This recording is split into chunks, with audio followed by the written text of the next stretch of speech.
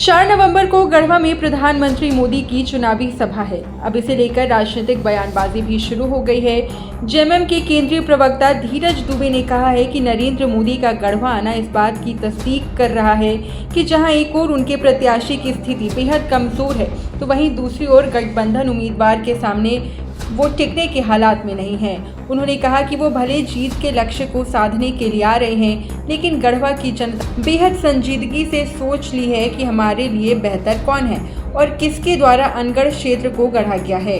इसलिए ये कहने में मुझे कोई हिचक नहीं है कि गढ़वा विधानसभा क्षेत्र गठबंधन की झोली में जा रहा है और जेएमएम प्रत्याशी मिथिलेश कुमार ठाकुर की जीत सुनिश्चित है। देखिए, माननीय मंत्री मिथिलेश कुमार ठाकुर जी का विकास कार्यों की चर्चा दिल्ली तक हो चुकी है। झारखंड की भाजपा 4 बार सर्वे कराई,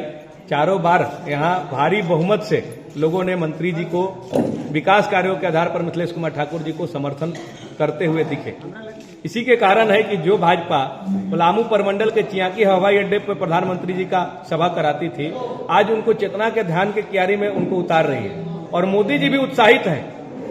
कि कौन ऐसा विधायक बना कि 5 साल में गढ़वा में इतना काम कर दिया कि हर सर्वे में उसको भारी बहुमत मिलता हुआ दिख रहा है। तो वो देखने आ रहे हैं कि आखिर गढ़वा में इतना काम कैसे हो गया।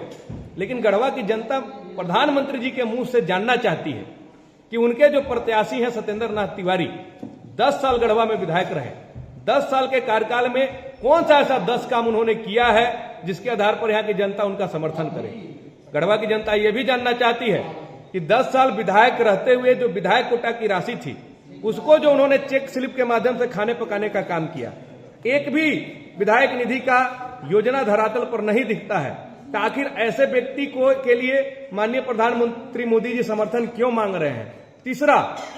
गढ़वा की जनता यह भी जानना चाहती है कि जिस व्यक्ति के मां के नाम पर कलावती कंस्ट्रक्शन निबंधित है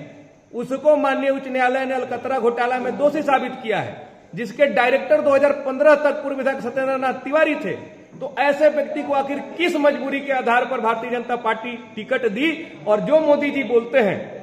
कि मैं न खाऊंगा न खाने दूंगा, आखिर वैसे भ्रष्टाचारियों को जो 2 साल जेल भी काटा, किस मजबूरी में भाजपा ने टिकट दिया। और क्यों जो बोरो प्लेयर कंघी सेल और बाकी दूसरे दल से आते हैं उनको टिकट देके, और यहाँ जो असली भाजपा के कार्यकर्ता नेता है वो भी जानना चाहते हैं प्रधानमंत्री जी से कि पार्टी का हमने सींचने का क्या काम किया, 20 साल से पूर्णकालिक रूप में काम किया, पार्टी को हमने मजबूत किया, तो क्यों बोरो प्लेयर के लाकर हमारे ऊपर थोप दिया जाता है और असली कार्यकर्ता का मान मर्दन करवाया जा रहा है, गाली गलौज कराया जा रहा है, उनको ठेस पहुंचाने का काम किया जा रहा है। यही कारण है कि कुछ दिन पहले भाजपा के कई नेता जो हैं प्रेस कॉन्फ्रेंस करके ये बोले थे कि प्रत्याशी बदला जाए। तो यहाँ पूरी तरह से भारतीय जनता पार्टी एक व्यवसायिक पार्टी के रूप में